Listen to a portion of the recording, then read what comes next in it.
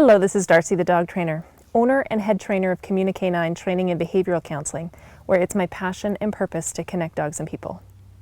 And today I want to teach you how to get the most out of your dog when you're training by using what I call $100 rewards.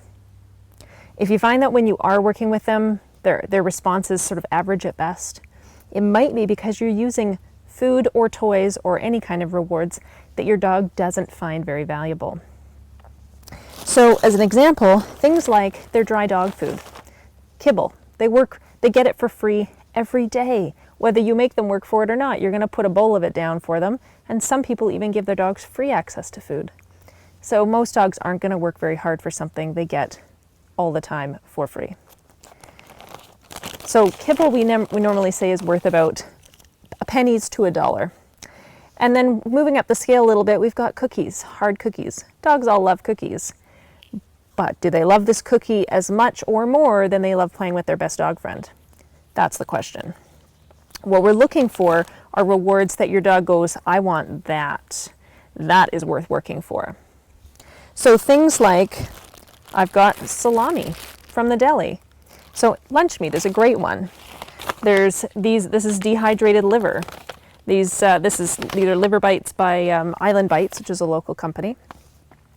And you can easily purchase these anywhere. There's some great local companies. Grandpa's Treats also makes some great dehydrated liver. And a lot of dogs really love this. Most of you who have worked with me know that I use rollover dog food roll. And it comes in sort of a sausage roll shaped thing that you cut up. When you unwrap it, you cut it up yourself and into smaller bite-sized pieces. So these are just sort of 1 centimeter cube pieces or slightly smaller for a large dog, and then smaller than that for little dogs. So what we're looking for are treats that your dog goes, oh my God, give me more of that.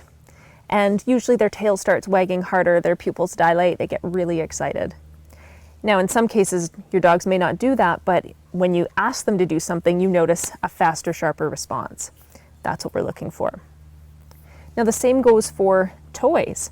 If you have a more toy-motivated dog, you're going to want to use toys to reward your dog that he prefers over others. Not toys that you like to play with, toys that he likes to play with. The same goes for any other kinds of rewards, whether you want to use touching or any kind of play, wrestling, that kind of stuff. It has to be something that your dog values. And not every dog likes touching. This one, not a big fan of touching, so that's not a huge reward for her. I like to touch her, but that's my reward, not hers.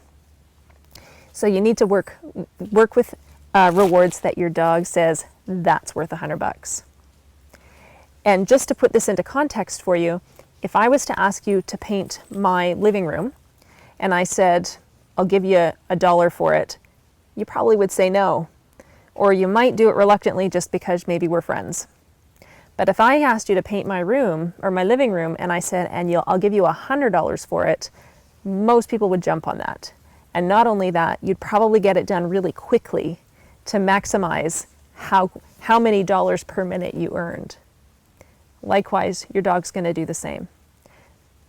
So have a little fun experimenting with finding the right rewards for your dogs. Keep in mind things like cheese and wieners can be a little bit upsetting to a dog's stomach, so use those in moderation. Until next time, have a great time with your dog. Work with the $100 rewards when you're training, and I'll talk to you next week.